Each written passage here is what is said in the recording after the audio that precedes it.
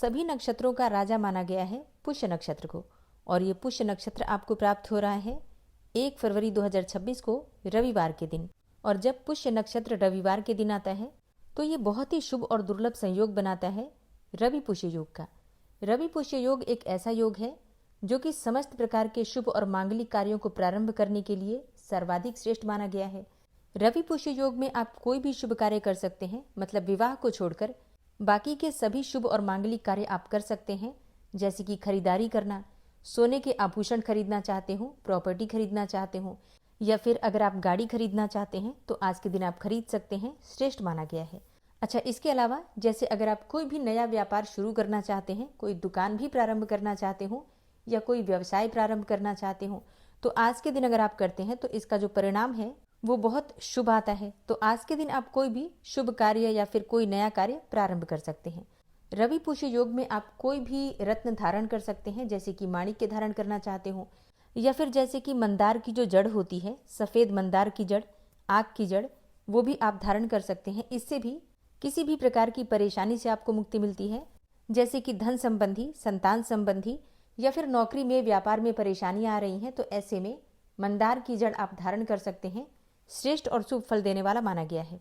अगर आप कोई भी मंत्र सिद्ध करना चाहते हो तो आज से रवि पुष्य योग से आप अपने मंत्र जप का, साधना का प्रारंभ कर सकते हैं। तो मतलब इस समय में आप कोई भी मंत्र, तंत्र, यंत्र इत्यादि सिद्ध कर सकते हैं, जड़ी बूटी धारण कर सकते हैं, कोई खरीदारी कर सकते हैं, कोई नया कार्य प्रारंभ कर सकते हैं, और अपने जीवन को सुखमय बनाने के लिए बहुत सारे उपाय कर सकते हैं। तो आज की वीडियो में आप जानेंगे कि 1 फरवरी 2026 को जो रवि पुष्य योग है कब से कब तक है, और इस समय में हम कौन सा कार्य करें, कौन सा उपाय करें, जिससे कि जीवन की परेशानियों से मुक्ति मिले और किसी भी प्रकार की हमारी कामना हो पूर्ण हो। तो आज बहुत सारे उपाय शेयर करूंगी, इसके साथ ही बहुत ही अचूक उपाय एक शेयर करूंगी जो सबको आज जरूर करना है, ठीक है। तो किसी भी प्रकार की परेशानी को दूर करने के लिए आप उस उपाय को कर सकते हैं और सुबह से लेकर रात तक कभी भी कर सकते हैं। तो आज की वीडियो बहुत महत्वपूर्ण है, पूरा जरूर देखिए। वीडियो अच्छी लगे तो लाइक कीजिएगा, संभव हो तो वीडियो को शेयर भी कीजिएगा, और चैनल पर पहली बार आए हैं तो सब्सक्राइब करके बेल आइकन को जरूर प्रेस कर लीजिए। तो इससे ये होगा कि इस चैनल पर आने वाली सभी वीडियोज की नोटिफिकेशन आपको सही समय पर प्राप्त होगी। बात करते हैं सबसे पहले कि कब से कब तक आपको प्राप्त होगा रवि पुष्य योग का दुर्लभ संयोग। देखिए, सुबह सूर्योदय से लेकर और रात्रि में 11:57 तक रवि पुष्य योग का दुर्लभ संयोग हमें प्राप्त हो रहा है।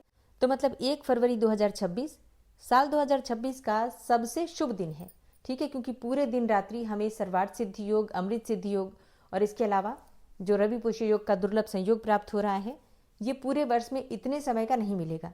तो इस पूरे दिन में हमें क्या करना है, क्या नहीं करना है और कौन सा उपाय करना है। तो देखिए, आज माघी पूर्णिमा है, दुर्लभ संयोग है, मतलब माघी पूर्णिमा और रवि पुष्य योग का दुर्लभ संयोग है। प्रातःकाल जल्दी उठ जाइए, ब्रह्म मुहूर्त में उठकर स्नान कर लीजिए। ब्रह्म मुहूर्त का स्नान जो हम करते हैं माघी पूर्णिमा के दिन, तो ऐसा कहा जाता है कि संपूर्ण माघ मास के स्नान का फल प्राप्त हो जाता है।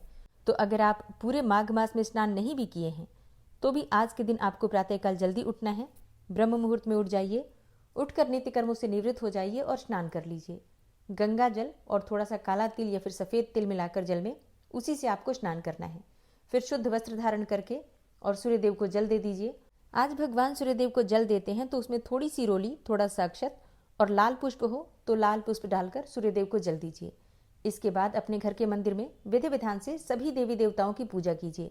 देखिए, रवि पुष्य योग भी है और माघ मास की पूर्णिमा भी है, तो अगर आपके घर में विग्रह है किसी भी देवी देवता का, तो आज सबका अभिषेक कीजिए और सबको वस्त्र धारण करवाइए, मतलब सबका श्रृंगार बदल दीजिए स्नान करवाकर। श्रेष्ठ होगा, बहुत ही शुभ फल की प्राप्ति होगी। फिर धूप, दीप, अक्षत, पुष्प इत्यादि से सभी देवी देवताओं की विधि विधान से पूजा कर लीजिए। सूर्योदय के बाद प्रारंभ हो रहा है रवि पुष्य योग, तो आपको क्या करना है, पूरे घर में गंगा जल का छिड़काव करना है। पूरे घर का शुद्धिकरण कर लीजिए। गंगा जल में या फिर शुद्ध जल में थोड़ी सी हल्दी डालकर इसका छिड़काव कीजिए पूरे घर में, घर के मुख्य द्वार पर विशेष रूप से। घर के मुख्य द्वार को आज अच्छी प्रकार से साफ करना चाहिए। अमावस्या और पूर्णिमा पर घर के मुख्य द्वार की सफाई विशेष रूप से की जाती है, तो स्नान करने से पहले घर की सफाई कर लीजिएगा थोड़ा बहुत, और मुख्य द्वार की विशेष रूप से। स्नान करने के बाद हल्दी मिश्रित जल से मुख्य द्वार पर भी छिड़काव कीजिए। आप चाहे तो मुख्य द्वार पर रंगोली बना सकते हैं और थोड़ा सा कपूर लेकर घर के मुख्य द्वार के दोनों तरफ आपको प्रज्वलित करना है। ये मन में ध्यान करके कि माता लक्ष्मी आपके घर में प्रवेश करने वाली हैं, तो आप अपने घर के बाहर का मुख्य द्वार का जो वातावरण है बिल्कुल सकारात्मक करना चाहते हैं, जिससे कि घर में माँ लक्ष्मी का प्रवेश हो सके। ठीक है, अगला कार्य आपको करना है, घर के मुख्य द्वार के दोनों तरफ स्वास्तिक बनाना है। स्वास्तिक के लिए आपको चाहिए थोड़ी सी हल्दी, थोड़ा सा रोली, या फिर आप चाहें तो अष्टगंध ले सकते हैं, केसर ले सकते हैं, जो भी आपके पास उपलब्ध हो। और इसी से आपको घर के मुख्य द्वार पर दोनों तरफ स्वास्तिक बनाना है और उस स्वास्तिक का पूजन कर लीजिए धूप दीप से। क्योंकि स्वास्तिक को भगवान गणेश की लेख्य प्रतिमा मानी गई है, तो स्वास्तिक का हम पूजन नहीं करते हैं तो वो स्वास्तिक हमारे लिए शुभ नहीं होता है। तो जब भी कभी आप स्वास्तिक बनाएं तो उसका पूजन अवश्य करें पंचोपचार विधि से धूप दीप दिखाकर। तो घर के मंदिर की पूजा आपने कर ली, घर के मुख्य द्वार की पूजा कर ली। अब घर के आसपास कोई मंदिर है, शिवलिंग है, तो वहां जाकर पूजा कर सकते हैं। नहीं तो घर में शिवलिंग है तो घर में भी पूजा कर सकते हैं। पूर्णिमा के दिन भगवान शिव की आराधना करें और इसके साथ ही अगर बिल्वपत्र है आपके पास तो बिल्वपत्र पर अष्टगंध से या फिर लाल चंदन हो तो उसका प्रयोग कर सकते हैं। और आपको लिखना है बिल्वपत्र पर राम।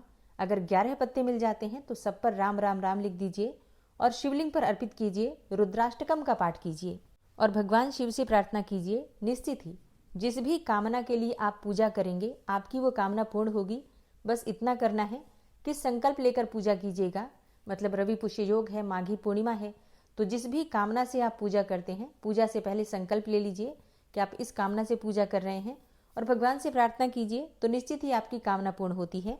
इसके अलावा जो हम रवि पुष्य योग में पूजा पाठ करते हैं, मंत्र जप करते हैं, उसका फल संचित हो जाता है। मतलब जन्म जन्मांतर तक इसका फल हमें प्राप्त होता है। तो ये पूजा अत्यंत आवश्यक है, लेकिन संकल्प के साथ। अच्छा, अगला जो कार्य आपको करना है, भगवान लक्ष्मी नारायण की आराधना कीजिए। इससे आपके घर में स्थिर लक्ष्मी का वास होता है।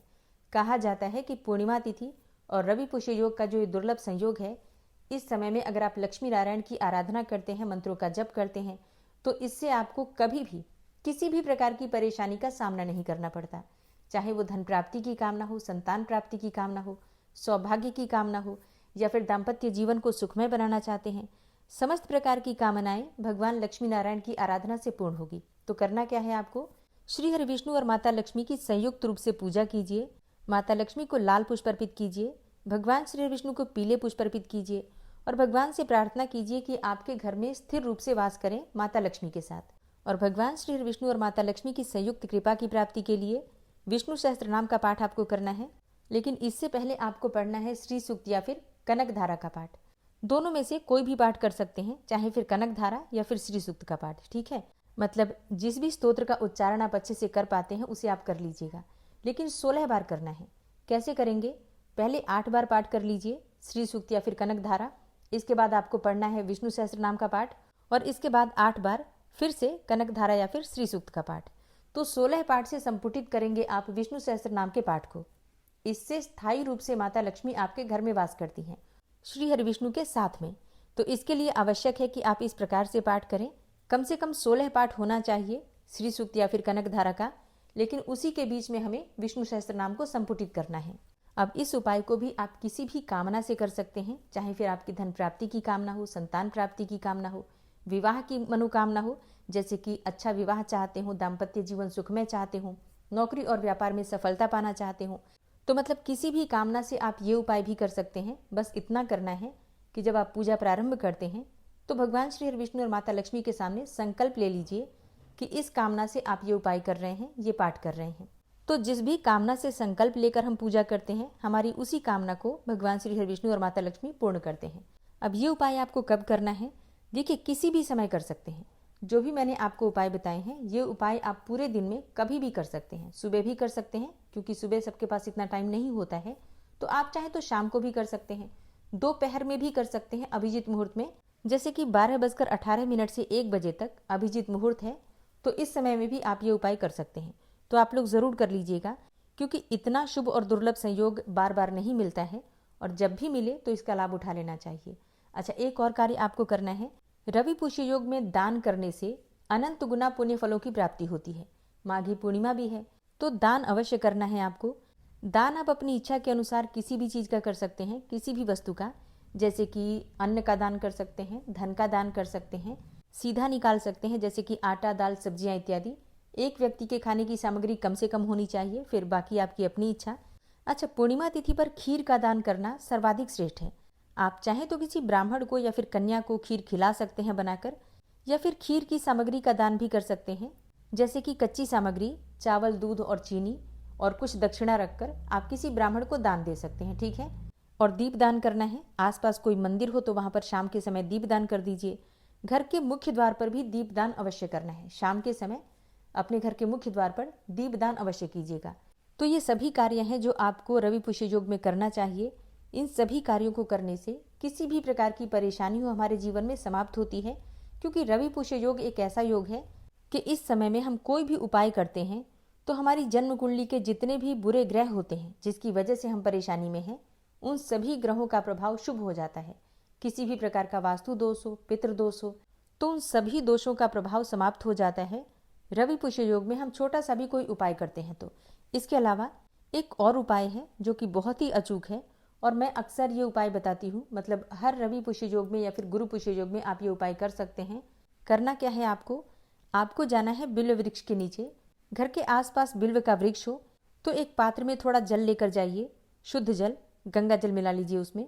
एक पान का पत्ता, एक सिक्का, एक सुपारी और थोड़ी सी अक्षत लेकर आपको जाना है बिल्व वृक्ष के नीचे।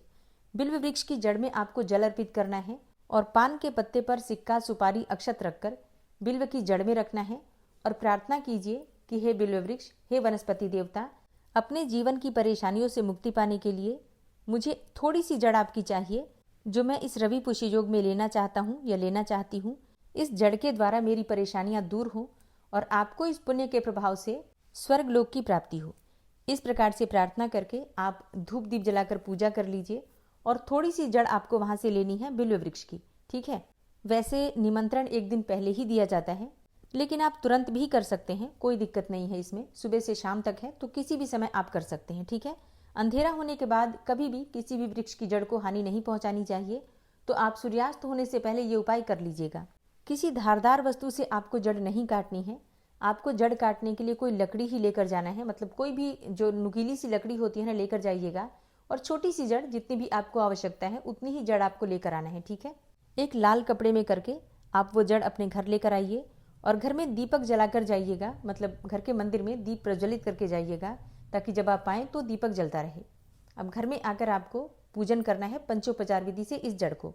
तो भगवान के सामने, मतलब मंदिर में ही आपको रखना है ये जड़ लाल कपड़े में, और धूप, दीप, अक्षत, पुष्प इत्यादि सभी चीजें अर्पित करके पंचोपचार विधि से पूजन कर लीजिए और वहां बैठकर आप मंत्र जप कर लीजिए। आप चाहें तो भगवान विष्णु के मंत्र का, जैसे कि ओम नमो भगवते वासुदेवाय, इस मंत्र का 108 बार जप कर सकते हैं, या फिर भगवान सूर्य देव के मंत्र का ओम सूर्याय नमः या ओम आदित्याय नमः, किसी भी मंत्र का 108 बार जप कर लीजिए। गिनती के साथ भी कर सकते हैं या वैसे भी 5 मिनट तक बैठकर मंत्र जप कर लीजिए। इसके बाद आप इसे धारण कर सकते हैं। अपने दाहिने हाथ में धारण कर सकते हैं, चाहे तो गले में धारण कर सकते हैं, लाल कपड़े में बांधकर सिलकर भी पहन सकते हैं, चाहे तो ताबीज में भरकर पहन सकते हैं। ठीक है। धागा लाल रंग का प्रयोग कीजिएगा पहनने के लिए गले में, तो दाहिने हाथ में या फिर गले में धारण कर सकते हैं। ठीक है। और महिला या पुरुष सबको दाहिने हाथ में ही धारण करना है। बच्चे को भी धारण करवा सकते हैं, मतलब कोई भी धारण कर सकता है। बच्चों की पढ़ाई में परेशानियां आ रही हैं तो वो भी धारण कर सकते हैं।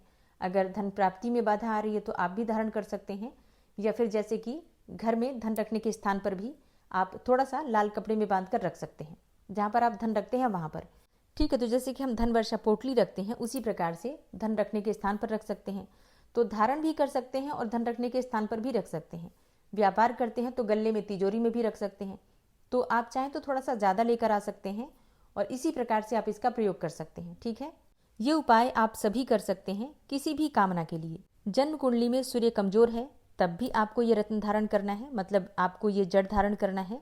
ये रत्न की तरह ही काम करता है, जैसे कि माड़ी के काम करता है ना, उसी प्रकार से आप बिल्व वृक्ष की जड़ धारण करते हैं तो बिल्कुल माड़ी के का सा प्रभाव ही आपको प्राप्त होता है। तो आज की वीडियो में मैंने जितने भी उपाय बताए हैं रवि पुष्य योग में करने के लिए, आप ये सभी उपाय कर सकते हैं और पूरे दिन में सुबह से शाम तक कभी भी कर सकते हैं।